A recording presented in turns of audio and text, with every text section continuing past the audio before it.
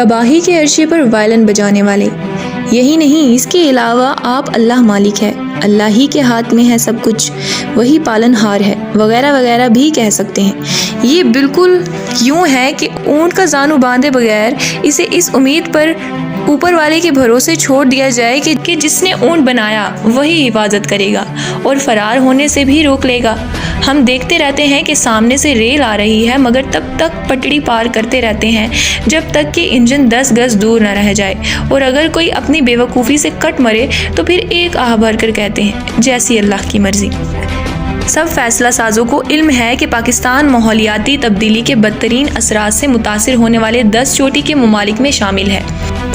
سب متعلقہ اداروں کو پتہ ہے کہ طغیانی کی راہ میں سب سے مؤثر قدرتی بند جنگلات ہیں۔ وہ یہ بھی جانتے ہیں کہ 75 برس پہلے اس ملک کا 1/4 رقبہ جنگلات سے ڈھکا ہوا تھا، آج محض 3 سے 4% رقبہ جنگلاتی ہے۔ گویا جنگلی بڑھتے گئے، جنگلات کم ہوتے گئے اور ٹمبر مافیا اور انہیں اجازت نامے جاری کرنے والوں کے پیٹ کا فضلہ بنتے چلے گئے۔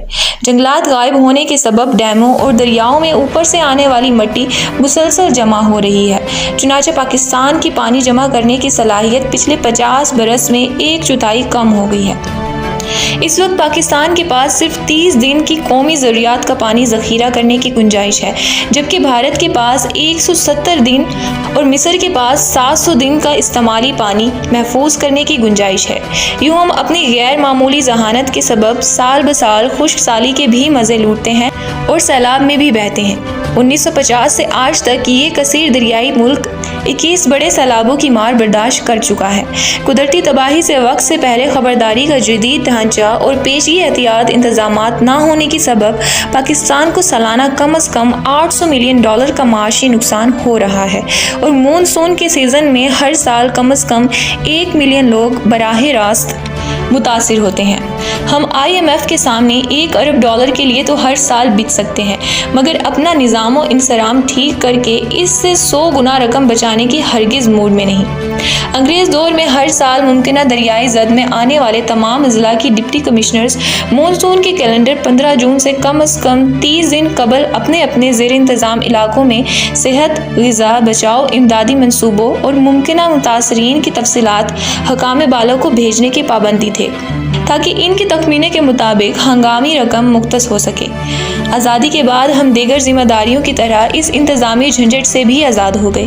اب ضلعی انتظامیہ وزیر اعلیٰ یا وزیر اعظم کے حکم کے بغیر ٹس سے مس نہیں ہوتی، اور یہ حکم بھی تب ملتا ہے جب پانی امدادی ترسیل کے تمام ممکنہ راستوں کے ناکہ بندی کر چکا ہوتا ہے۔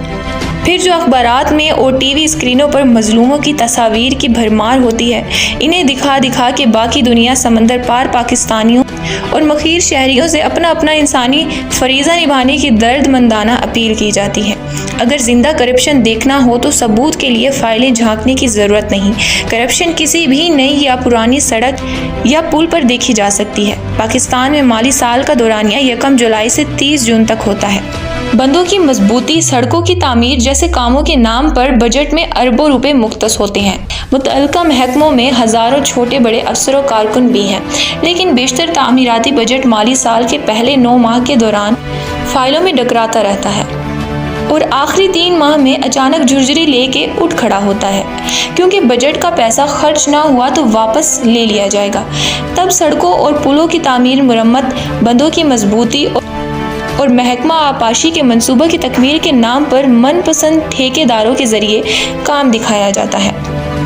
اس میں 60% پیسہ تو آپس میں ہی بٹ پٹا جاتا ہے، جو باقی 40% تعمیری ترقیاتی منصوبے کی شکل میں ہمہ شمع کو زمین پر دکھائی دیتا ہے۔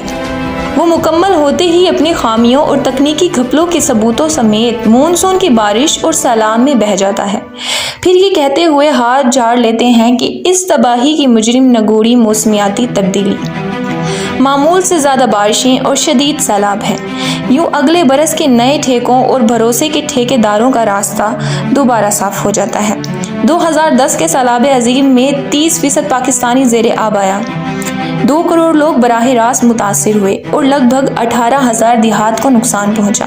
اتنی وسیع تباہی کی وجوہات پر غور کے دوران ایک بڑا سبب یہ بھی سامنے آیا کہ شہروں میں پانی کی قدرتی گزرگاہوں کا راستہ روک کے ان پہ لینڈ مافیا اور سرکاری مافیا کی ملی بھگت سے عمارات تعمیر ہو گئیں۔ دیہی علاقوں میں دریا کے متروک پارٹ میں برسوں سے فصلیں کاشت ہوئیں، باغات لگ گئے، ہاؤسنگ سوسائٹیاں بن گئیں اور پانی کا راستہ تنگ سے تنگ ہوتا چلا گیا۔ چنانچہ جب سیلاب آیا تو نکاسی کے راستے غائب پا کر پانی غصے سے پاگل ہو گیا اور ہر شے ساتھ گھسیٹتا ہوا لے گیا۔ تب کہا گیا کہ آئندہ تعمیراتی قوانین پر سختی سے عمل ہوگا اور دریائی گزرگاہوں میں تجاوزات کے شہری نالوں پر ناجائز تعمیرات کو مزید برداشت نہیں کیا جائے گا۔ 2010 سے 2022 کے درمیان 12 برس کا فاصلہ ہے۔ ہم جیسے مورخ بھی سمجھ بیٹھے کہ بالآخر حکمران شاہی نے واقعی کوئی سبق سیکھ لیا۔ آج معلوم ہو رہا ہے کہ ہم نے نہیں، دراصل پانی نے سبق ازبر کیا ہے۔ 12 برس پہلے اس نے 2 کروڑ لوگوں کو سبق پڑھایا۔ اس بار اس کی مار سہنے والوں کی تعداد 3 کروڑ تک جا پہنچی ہے اور مسلسل بڑھ رہی ہے۔ شہروں میں اربن فلڈ گزشتہ کی نسبت زیادہ آ رہے ہیں۔ چنانچہ اب بارش اور دریا مل کے 90% پاکستان کی ٹھکائی کر رہے ہیں۔ مگر ہمارا یہ ورد آج بھی جاری ہے کہ اس سب کے مجرم غیر معمولی بارشیں اور موسمیاتی تبدیلیاں ہیں۔ یا اللہ، یا رسول، ہمارے حاکم بے قصور۔ تباہی کا ہجوم یوں بھی دو چند ہو گیا کہ اس بار بھی بااثر لوگوں نے اپنی اراضی اور املاک بچانے کے لیے پانی کا رخ کم نصیبوں کی جانب موڑ دیا۔ اب یہی لوگ بذریعہ میڈیا مگرمچھ کے آنسو بہانے میں بھی آگے ہیں۔ جب طوفان نوح بھی انسانی نفسیات میں پیوست ہوس، لالچ اور خود کو دھوکہ دینے کی علائش نہ دھو پایا تو یہ چھوٹی موٹی تباہیاں ہمارا کیا بگاڑ لیں گی؟ ویسے بھی کچھ کرنے کا وقت شاید گزر چکا ہے اور ہم تباہی کے عرصے پر کھڑے وائلن بجا رہے ہیں۔